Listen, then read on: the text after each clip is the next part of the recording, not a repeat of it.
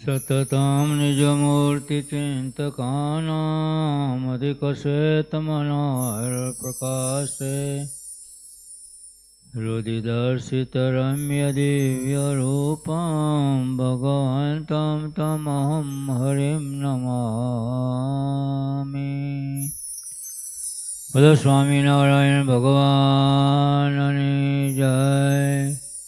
શ્રી હરિ કૃષ્ણ મહારાજની જય. શ્રી રાધા કૃષ્ણ દેવની જય. શ્રી નરનારાયણ દેવની જય. શ્રી લક્ષ્મીનારાયણ દેવની જય.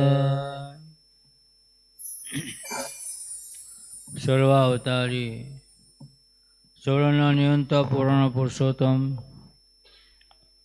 સર્વ કારણના કારણ અનંત કોટી અનાદિ મુક્તોના સ્વામી સૌના મોક્ષદાતા સર્વ કરતા હર્તા અંતર્યામી એવા આપણા સૌના ઈષ્ટદેવ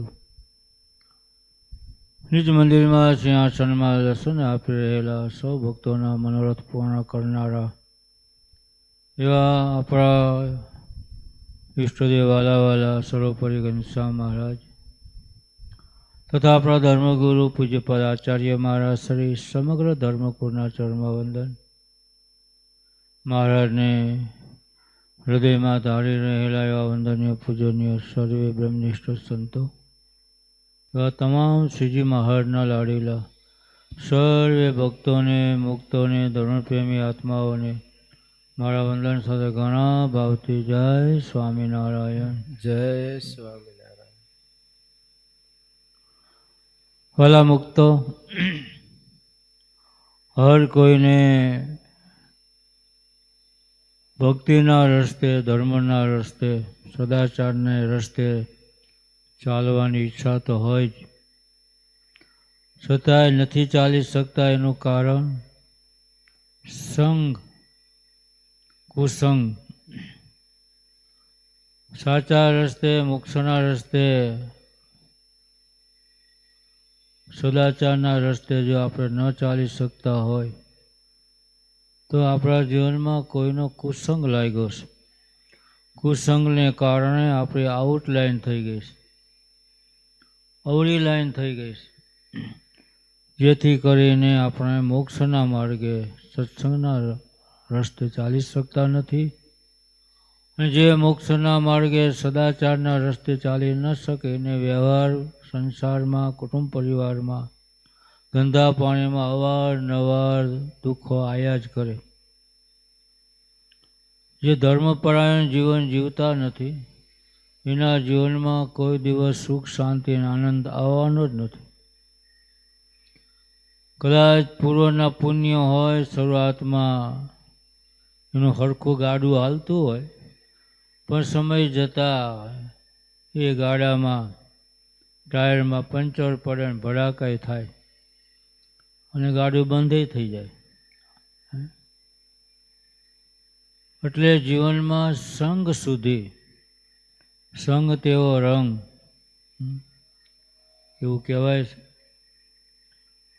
કાળિયા બળદ સાથે ધોળિયો બળદ બાંધે તો એનો કલર ન બદલાય.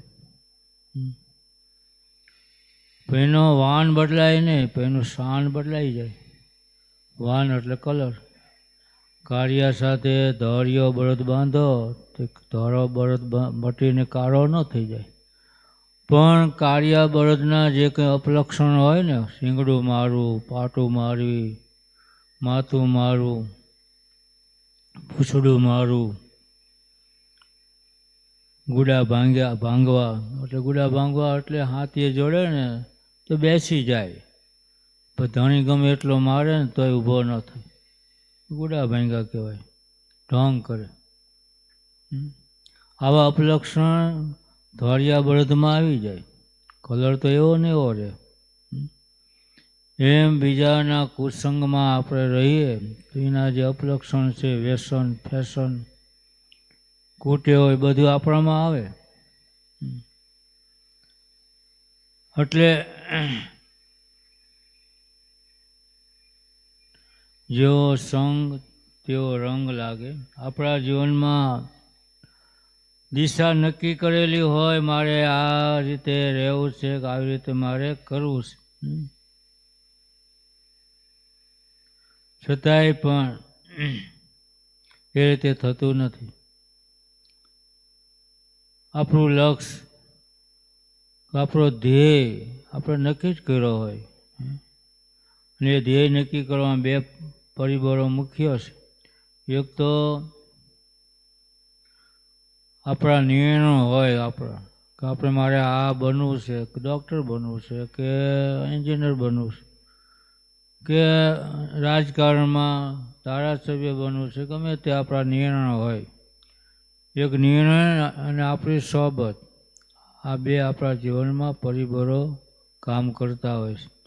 પણ ઘણી વખત આપણા નિર્ણયો સાચા હોય, સારા હોય, એ પ્રમાણે આપણી ઈચ્છા હોય, પણ સોબતને કારણે આપણા નિર્ણયો આપણે લઈ શકતા નથી. નિર્ણયમાં આપણે નિષ્ફળતા મળે છે સોબતને કારણે. ખરાબ મિત્રોનો સંગ થઈ જાય એટલે આપણા સાચા નિર્ણય હોય, આપણી સાચી દિશા હોય, છતાંય ખરાબ સોબતને કારણે એ આપણા નિર્ણયો કે આપણું લક્ષ્ય ધ્યેય ત્યાં સુધી આપણે પહોંચી શકતા નથી. વિઘ્ન આવે અને કુસંગી મિત્ર આપણને હેરવી નાખે, પાછા પાડી દે, એવી હિંમત વગરની વાતો કરે એટલે આપણે પાછા પડી જઈએ. સારા મિત્ર હોય, સારા મિત્રનો સંગ હોય, સોબત સારી હોય તો આપણને ઊંચાઈઓ પર પહોંચાડી શકે. અને ખરાબ મિત્રનો સોબત હોય, ક્ષણવારમાં આપણનું પતન કરી નાખે, નીચે ઉતારી નાખે.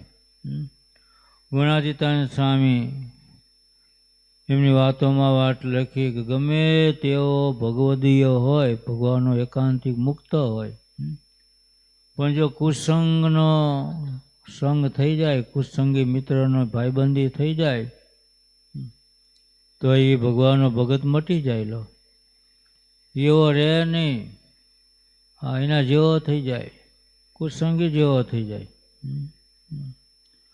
અને પછી એને અંતરે શાંતિ ન થાય. ગમે એટલું મહેનત કરે તો એ નિષ્ફળ જ જાય.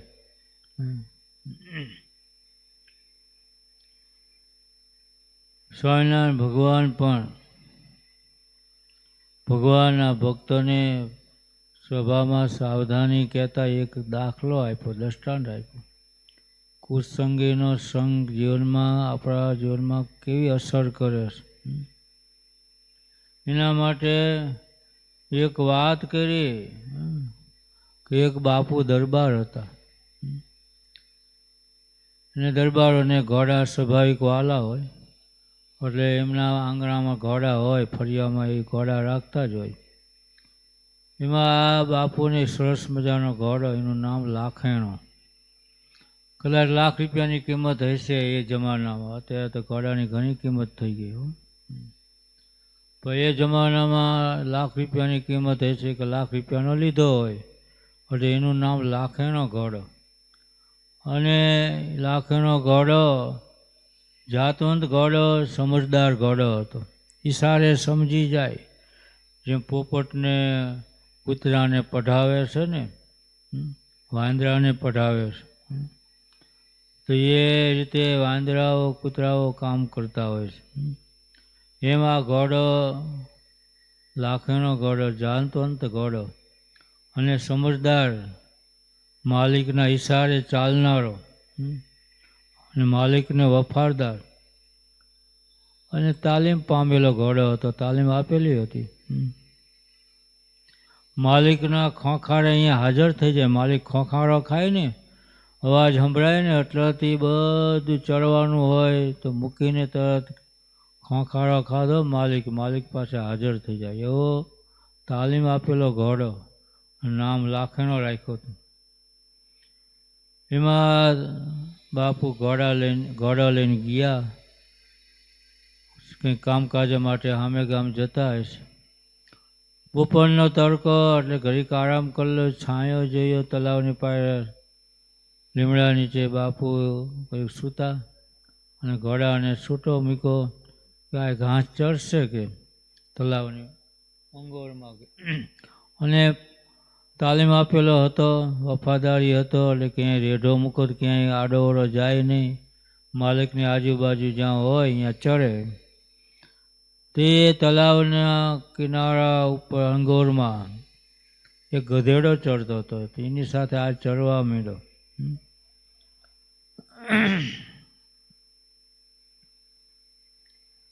એટલે ગધેડાની સોબત થઈ ગઈ. અને હંમેશા નબળો માણસ હોય ને બીજો હારા માણસને જોયો ને તેના જેવો થાય એમાં જ રાજી હોય. એટલે આ ઘોડો ચડતો હતો, વફાદારી તાલીમ પામેલો ઘોડો, એની ચાલ જોઈને ગધેડાને એમ થઈ ગયું કે આ ઘોડો જાતવંત ઘોડો છે, તાલીમ પામેલો ઘોડો છે. એટલે એને પોતાની રીતે વાત કરી.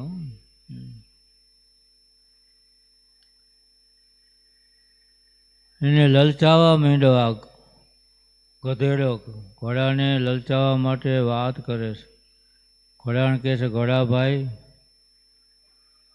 અહીંયા કેવું સરસ મજાનું ઘાસ છે, જો હું અહીંયા રોકાઈ ગયો છું ને કેવું લીલું લીલું ઘાસ કાયમ ખાઉં છું, તું પણ અહીં મારી સાથે રોકાઈ જા.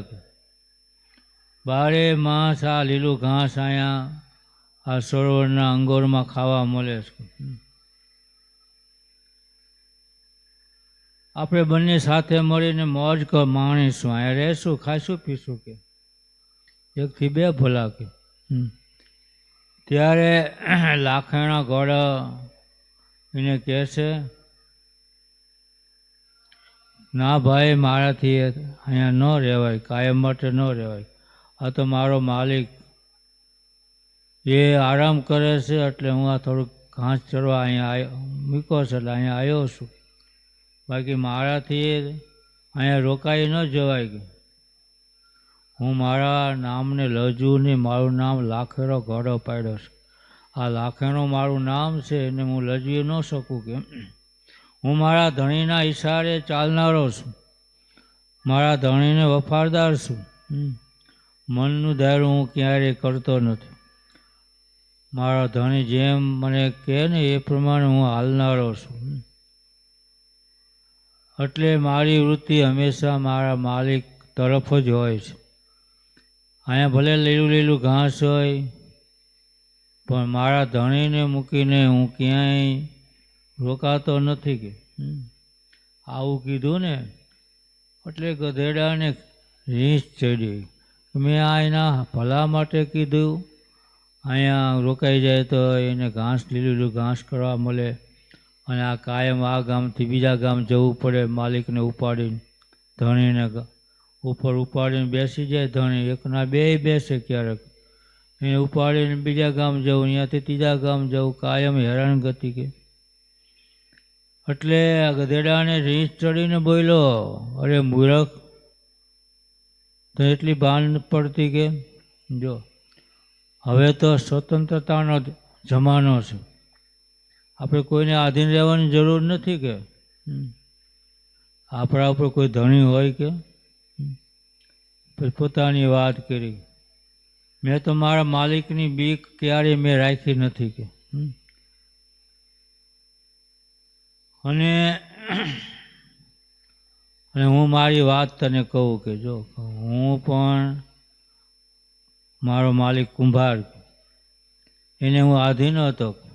દરરોજ માટીના સાલકા મારી ઉપર ઉપડાવે, લઈ જાય, અને ક્યારેક ક્યારેક બીજો કંઈ સામાન હોય એ ઉપડાવીને બીજાને ત્યાં મૂકવા લઈ જાય મને. અને ગધેડાને કે કંઈ નાખવાનું તો આવે ને, આપણે જવું સાવ જાણીએ છીએ, એ ઉકરડા ભંભોરી ખાય. એને કે નીર નાખવાની ન આવે, ગધેડાને છૂટો મૂકે ને ગમે ત્યાંથી ભંભોરીને પેટ ભરી લે. એટલે મારો માલિક મારી ઉપર આવી રીતે ખૂબ ભાર ઉપડાવતો, માટીના સાલકા. પણ મને તો એક વખત એવો વિચાર આવ્યો કે આ કાયમનું થયું કે એમાં એક વખત નદી શ્વાસરા મને લઈ ગયા અને માટી ઉપરનો છાલકું હતું તે મેં તો એ નદીમાં પડતું મૂક્યું, માટી બધી ઓગળી ગઈ. તો એ કુંભારે મને ખૂબ માર્યો તો ઊભો થયો જ નહીં. એકવાર બધું સહન કરી લીધું, ઊભો ન થયો. અંતે મારો ધણી કુંભાર કંટાળીને ચાલ્યો ગયો મને મૂકીને. તે દૂર મારો હક થઈ ગયો. આ ગધેડાએ આવી રીતે બળદને કીધું હતું, એ કોઈ બળદને આવી રીતે કીધું કે તારે કાયમ હાથીએ જૂતવું પડે છે. ચડતા હોય ને બળદ, આ ગધેડો પહોંચી જાય અને આવી રીતે વાત કરે કે કાયમ તારે હાથીએ જૂતવું પડે, ગાડે જૂતવું પડે, કેટલો બધો માલ ખેંચવો પડે, વજન ખેંચવો પડે. મારી જેમ કરે ને તો તાર કાયમનો હક થઈ જાય કે આ તારે બેસી જવાનું. હાથી હાંકે ને ત્યારે વચમાં બેસી જવાનું, ઊભું જ નહીં થવાનું. થોડીક વખત ઘરધણી ખેડૂત હોય તને મારે સહન કરી લેવાનું એક વખત, પછી કાયમનો હક થઈ જાય કે. તો બળદ બોલ્યો, ગધેડાને કહે છે કે ગધેડા મારી માતા છે ગાય છે, ગાય માતા છે. હું એવી રીતે કરું મારી માતા લજવાય કે મારાથી એ ન થાય કે તારી માતા ગધેડી છે, તને કંઈ શરમ ન હોય કે મારી માતાને હું લજવું કે મારી માતા ગધેડી ગાય માતા છે. એમ આપણે ભગવાનના ભક્ત છીએ, આપણા ઈષ્ટદેવ સ્વામિનારાયણ ભગવાન છે.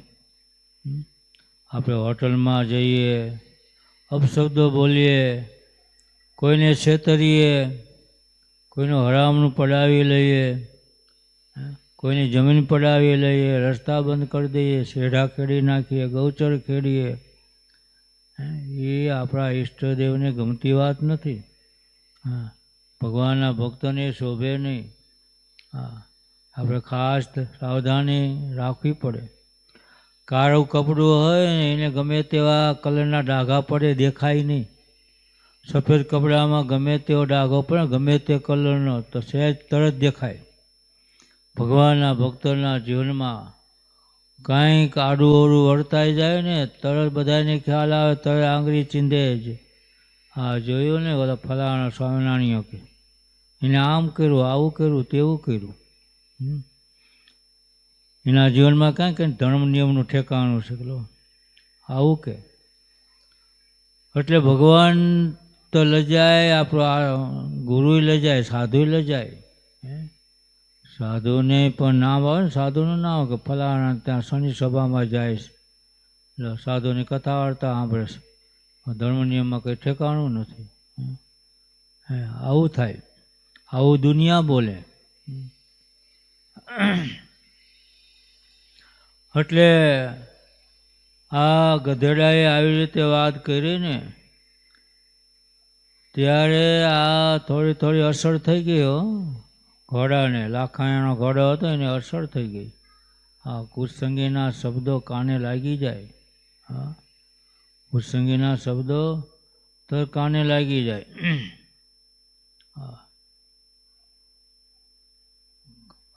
એક કવિએ લખ્યું છે દોહામાં, કદલી શીપ ભુજંગ મુખ સ્વાતિ એક ગુણ તીન, જૈસી સંગતિ બેઠીએ તૈસોઈ ફલ દીન. કેળનું પાન હોય ને, નક્ષત્ર 27 નક્ષત્ર છે, એમાં સ્વાતિક નક્ષત્ર છે ને, સ્વાતિ નક્ષત્ર. એ સ્વાતિ નક્ષત્રમાં વરસાદ વરસે અને એ બૂંદ, એનું ટીપું કેળના પાન ઉપર પડે તો કેળના પાન ઉપર પડતા કપૂર બની જાય. કપૂર જોયું છે આપણે, આરતી કરે તો કપૂર મૂકતા હોય, કપૂર હળગાવે ને તરત આરતી પ્રગટી જાય. દિવેટને હળગતા વાર ન લાગે અને સુગંધ આવે કપૂરની. અને થાક લાગ્યો હોય ને, કપૂર ઊંઘે, થાક ઉતરી જાય. હાફ ચડ્યો હોય ને, શ્વાસ ચડી ગયો હોય ને, કપૂર ઊંઘે, શ્વાસ ઉતરી જાય. કોઈ હાલીને જતા હોય, ટેકરા ચડવા હોય ને, ડુંગરા ચડવા હોય, તો હાફ ચડે, તો કપૂર ઊંઘે ને તો હાફ ઉતરી જાય, શાંતિ થઈ જાય. એ કેળના પાન ઉપર સ્વાતિ નક્ષત્રનો વરસાદ વરસે ને ત્યાં ટીપું પડે ને તો મોતી થાય. અને સીપ નામની માછલી આવે છે, એ વરસાદનું ટીપું, એ સ્વાતિ નક્ષત્રમાં વરસાદ વરસતો હોય એનું બૂંદ અધરથી ઝીલી લે ને આમાં કપૂર થાય અને અહીંયા અધરથી ઝીલી લે એટલે 1,00,000 રૂપિયાનું એનું કિંમતનું મોતી થાય. સીપ માછલી એ સ્વાતિ નક્ષત્રનું બૂંદ, વરસાદનું બૂંદ ઝીલી લે, લાખો રૂપિયાનું મોતી થાય. અને સર્પના મોઢામાં એ બૂંદ પડે તો ઝેર થાય. એ ઝેર થાય એટલે જેવી સોબત એવી અસર થાય. સ્વાતિ નક્ષત્રના વરસાદ તો બધા હરખે જ વરસતા હોય છે, મીઠું જ હોય પાણી, પણ કેળના પાન ઉપર પડે તો કપૂર થાય, સીપના મોઢામાં જાય તો 1,00,000 રૂપિયાનું મોતી થાય, સર્પના મોઢામાં પડે તો ઝેર થાય. લો એકની એક વસ્તુ છે, પણ સોબત જેવી કરે એવી એની અસર થાય. એટલે આ ગધેડાના શબ્દો આ લાખેણા ઘોડાના કાનમાં ગરી ગયા, અસર થઈ ગઈ. અત્યાર સુધી એ પોતાના ધણીને બાપુને વફાદાર હતો, પણ આવી રીતે ગધેડાએ શબ્દો કીધા ને એટલે તેનું મન માલિકમાંથી ઉતરી ગયું, ભાંગી ગયું મન, કે આ તો કાયમનો ભાર ખેંચવો, આ ગધેડાએ કીધી વાત સાચી કહેવાય, મારા માટે એ સારું છે, હું પણ એવી રીતે કરું કે. એટલે પછી આરામ કરીને બાપુ જાગ્યા, ખોખારો ખાધો. ઘોડો ચડતો હતો પણ ખોખારો ખાધો, સાંભળ્યો, પણ માલિક સામું જોયું નહીં.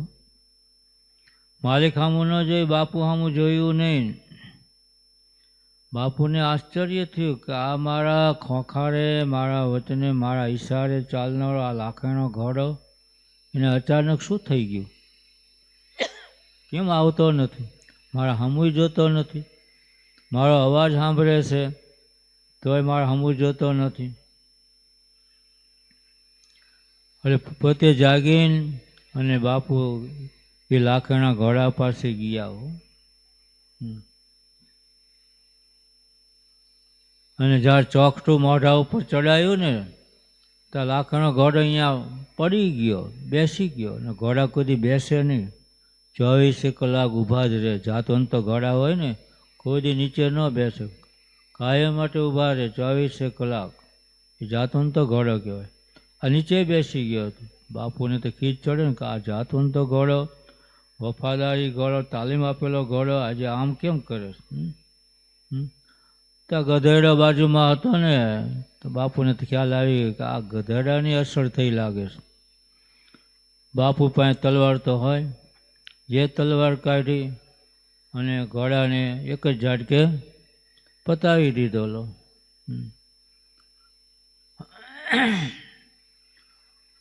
અને ઘોડો અહીંયા ને અહીંયા વિયો ગયો, ધામમાં વિયો ગયો, મરી ગયો.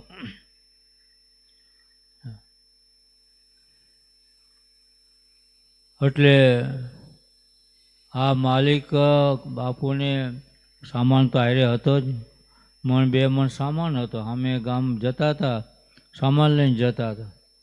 હવે તો આ ઘોડાને તો એક ઝાટકે મારી નાખ્યો. તો પછી તો પેલો ગધેડો હતો ને, આ 2 મણનો વજન હતો, ગધાડા ઉપર નાખી દીધો. અને જે પાછળ પાટું, પાછળના પગે ઓલું મિયાન સાથી તલવાર મારી. એટલે ગધેડો સમજી ગયો કે અહીંયા તો હવે અહીંયા હાલે એમ નથી. અહીંયા તો કુંભાર તો દફણા મારતો હતો, આ તો તલવાર પડશે ઘોડાની જેમ, અને અહીંયા ને મારો અચ્યુતમ કેશવ થઈ જશે. અહીંયા હાલે એવું નથી. સીધો દોડ થઈ ગયો. ઓલા 2 મણનો ભાર ઉપાડીને હાલવા માંડી ગયો ગધેડો. ઓલાને ઉપદેશ આપ્યો તો એનું તો મોત થયું. કુસંગીનું માનીએ તો આપણું મોત થાય, હા, આપણી કિંમતે ઘટે અને મોતે થાય અને આપણી માથે ભાર આવે. આ ગધેડા ઉપર ભાર આવ્યો, 2 મણ ઉપાડે હાલવા માંડી ગયો. હા, એટલે વિહારીલાલજી મહારાજે લખ્યું, કુસંગી સંગે સુજનો પીડાય, તે સંગનો દોષ સદાય ગણાય. લોહી પીને માકડ નાસી જાય, તે સંગથી માર પલંગ ખાય. માકડ કરડે ને પછી આપણે સવારે કહીએ કે માકડ ખાટલામાં છે, તડકે મૂકે ઘરના, તો બપોરે પછી ખાટલાને પસાડે. આ માકડ ખરે પછી પસાડ તો ખાટલાને ખાવી પડે. માકડ તો લોહી પીને નાસી જાય, પણ પસાડ એમ ખાટલાને માર ખાવો પડે. એમ કુસંગી આપણને કાને શબ્દો નાખીને એ તો વ્યા જાય, પણ આપણે હેરાન થઈ જઈએ. સારો છતાં સ્વલ્પ કુસંગ થાય, તે રૂપ તેનું બદલાઈ જાય. જો દૂધમાં સ્વલ્પ પડે જ છાશ, મીઠાઈ જઈને પ્રગટે ખટાશ. દૂધ મીઠું છે પણ 1 ચમચી ખટાશ દહીં છાશ પડે ને તો આખું દૂધ ખાટું થઈ જાય. કુસંગીનો એક શબ્દ આપણા કાનમાં પડે ને આપણી જિંદગી આપણી બરબાદ કરી નાખે. એટલે કુસંગથી દૂર રહેવું. મંથરા એ કાન ભંભોરી કરી કૈકેયીની, તો કૈકેયીની સમિતિથી અયોધ્યાની ગાદી ઉજડ થઈ ગયેલો. સવારે રામપ્રભુને ગાદીએ બેસવાનું હતું. કૈકેયીના મંથરાના દાસી એના શબ્દો કૈકેયીના કાનમાં ગયા. નહીતર તો એમને ખબર હતી કૈકેયીને કે રામપ્રભુ ગાદીએ બેસવાના છે. આનંદની વાત હતી, કૈકેયી માટે આનંદની વાત હતી. પણ મંથરાએ એવા શબ્દો કીધા કે જો રામચંદ્ર પ્રભુ ગાદીએ બેસશે ને તો કૌશલ્યા માતા ગણાય છે, રાજમાતા કૌશલ્યા ગણાય છે, તમને પછી તો દાસી તરીકે રાખશે. આવા શબ્દો પડ્યા ને એટલે કૈકેયીના મગજમાં આ વાત બધી અવરી ફરવા મળી ગયેલો. પેલા કૈકેયી તો રાજા હતા, કૈકેયી તો રાજી હતા કે એ રામ છે મારો દીકરો જ છે ને, કૌશલ્યા છે એનો દીકરો મારો દીકરો, ક્યાં જુદા છે. રામ પ્રભુ મોટા છે, ગાદીએ બેસે, મને શું વાંધો છે. રાજી હતા. પણ મંથરાના શબ્દો કાને પડ્યા ને એટલે ચક્કર બધા અવરા ફરવા મળી ગયા. અયોધ્યામાં બધું અશાંતિ થઈ ગઈ. દશરથ રાજાનું પાછળથી મૃત્યુ થયું અને રામ પ્રભુ અને લક્ષ્મણજી સીતાજીને 14 વર્ષ સુધી વનમાં જવું પડ્યું અને અયોધ્યામાં કળિયુગ જેવું વાતાવરણ પસરી ગયું. એક મંથરાના કુસંગીના શબ્દો કૈકેયીના કાને પડ્યા, આખી બાજી અવરી થઈ ગઈ. એટલે શ્રીજી મહારાજે ગઢડા પ્રથમ પ્રકરણના 8મા વચનામૃતમાં વાત કરી કે સાધુનો સંગ રાખો અને કુસંગનો ત્યાગ કરો. અને જ્યારે એ કુસંગનો ત્યાગ કરીને સાધુનો સંગ કરે છે ત્યારે એને દેહને વિશે જે અહમ બુદ્ધિ તથા દેહના સંબંધન વિશે મમત્વ બુદ્ધિ, એ બે અહમ બુદ્ધિ અને મમત્વ બુદ્ધિનો નાશ થાય છે, નિવૃત્તિ પામે છે. અને અહમ બુદ્ધિ અને મમત્વ બુદ્ધિ જાય ને ત્યારે માયા જાય, ત્યારે માયાને તૈરો કહેવાય. ભગવાનને વિશે અસાધારણ પ્રીતિ થાય છે. માયા ટળે ને પછી ભગવાનમાં હેત થાય ને, સાધુમાં પછી હેત થાય. જ્યાં સુધી મમત્વ બુદ્ધિ કુટુંબ પરિવારમાં માયાના પદાર્થોમાં, ત્યાં સુધી એને ભગવાનમાં, ભગવાનના સાધુમાં, ભક્તોમાં હેત થતું નથી. અને ભગવાન વિના અન્યને વિશે વૈરાગ્ય થાય છે. ભગવાનના સાધુમાં હેત થાય ને ત્યારે એને ભગવાન સિવાય બીજું કાંઈ ગમે નહીં. ભગવાન સિવાય પાછી વૃત્તિ વળી જાય, જગતમાંથી પાછી વૃત્તિ વળે અને ભગવાનમાં એને હેત થાય. ગઢડામાં એક વાણિયો જીવા ખાચરને ત્યાં કામકાજ માટે રાખેલા નોકર તરીકે. એટલે જીવા ખાચર મહારાજના દર્શન કરવા જાય, આ વાણિયા સાથે જાય. પણ દાદા ખાચરના વખાણ થાય ને એ જીવા ખાચરને ગમે નહીં. જીવા ખાચર તો દાદા ખાચરના કાકા થાય, હેબલ બાપુના ભાઈ, નાના ભાઈ.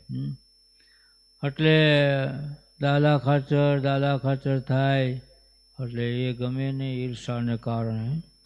ઈર્ષા છે ને એ ભગવાનના ભક્તોને ભક્તિમાંથી પાછા પાડી દે, સેવામાંથી પાછા પાડી દે. આ ઈર્ષા વસ્તુ એવી છે. એટલે માનમાંથી ઈર્ષા આવે. એટલે હેબલ ખાચરને મહારાજને ક્યારેક અભાવ આવી જાય અને આ નોકર એમનો વાણિયો એને પણ હેબલ ખાચર જીવા ખાચરને લઈને એમને પણ મહારાજનો અભાવ આવી જાય. પણ આ વાણિયાને બ્રહ્માનંદ સ્વામી સાથે હેત હતું. બ્રહ્માનંદ સ્વામીના કાવ્ય કીર્તન બધા બનાવે ને તો એને ગમતા અને એ બોલે ક્યારે ગાયક હોય. એટલે આ વાણિયાભાઈને બ્રહ્માનંદ સ્વામી પ્રત્યે હેત હતું. પણ ભગવાનનો અભાવ એટલે પછી તો દર્શન કરવાનું બંધ કરી દીધું. ભગવાન સામું જોવે નહીં, જાય નહીં. એમાં એક દિવસ માંદો પડ્યો, વાણિયાભાઈ માંદા પડ્યા અને બધા સગા સંબંધી બાજુમાં બેઠેલા. એમાં તો વાણિયાને ભગવાનનો અભાવ આવેલો ને, અને અભાવ દ્રોહ થઈ જાય એટલે એના જેવું કોઈ મોટું પાપ નથી. મહારાજે વચનાવતમાં બોલ્યા ભગવાનના ભક્તોનો, ભગવાનના સંતનો અભાવ આવે એટલે દ્રોહ થાય. દ્રોહ થાય એટલે આપણા હાથે એવા કાર્ય થાય કે કુરાજી થાય ને એવા કાર્ય થાય, અયોગ્ય કાર્ય થાય. અને ભગવાનના ભક્ત, ભગવાનના સંત કુરાજી થાય એવું કાર્ય થાય એટલે આના દેહ કરીને જમપુરી જેવું દુઃખ ભોગવેલો. એટલે આને ભગવાનનો દ્રોહ કરેલો. એટલે આ વાણિયાભાઈને જમ તેડવા આવ્યા. જમ દેખાણા મારવા માંડ્યા.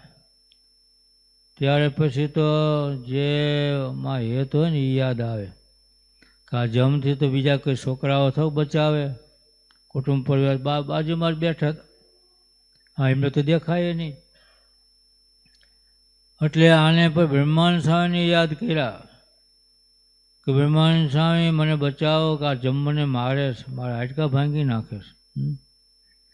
બ્રહ્માનંદ સ્વામી દિવ્ય સ્વરૂપે આવ્યા અને બ્રહ્માનંદ સ્વામીને જોયા એટલે જમ ભાગી ગયા. જમ ભાગ્યા ને તો એ વખતે બાયણું બંધ હતું, ખડકી કે ને આપણે શેરીનો દરવાજો બંધ હતો. તે જમે તો ભાગ્યા એટલે ભટકાણા અને ખડકી પાડી નાખી, બાર હાથે પાડી નાખ્યું. આ બધું જોયું અને પછી આ વાણિયાભાઈ તો ભાનમાં આવ્યા. બાજુમાં બધા હગાવાલા બેઠેલા અને આ બધો અવાજ આવ્યો ને પાછું વાળીને જોયું તો આ ખડકી કેમ પડી ગઈ, આ બાર હાથ પડી ગયું, આમ કેમ થયું, આ ભીત પડી ગઈ. ત્યારે આ અવાજ આવું બોલતા હતા ને કે વાવાઝોડું થયું નથી, પવન ફૂંકાણો નથી, આમ કેમ થયું. ત્યાં ઓલા ભાઈ વાણિયાભાઈ એમના હગા આવું બોલતા હતા ને જાગૃત થયા અને પછી બોલવા કે કીધું બધાને કે અહીંયા મને જમ મારતા હતા. બ્રહ્માનંદ સ્વામી આવ્યા ને એટલે જમ વિયાઈ ગયા અને ભાગ્યા ને એમને આ જમથી પડી ગઈ.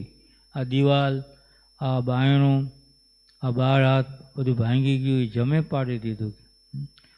મને મારવા આવ્યા હતા પણ બ્રહ્માનંદ સ્વામીને મેં યાદ કર્યા ને એટલે જમ ભાગ્યા. કે ભગવાનના સંત સાથે હેત હોય ને તો અંધકારે યાદ આવે. એટલે શ્રીજી મહારાજે પ્રથમ પ્રકરણના ત્રીજા વચનામૃતમાં વાત કરી.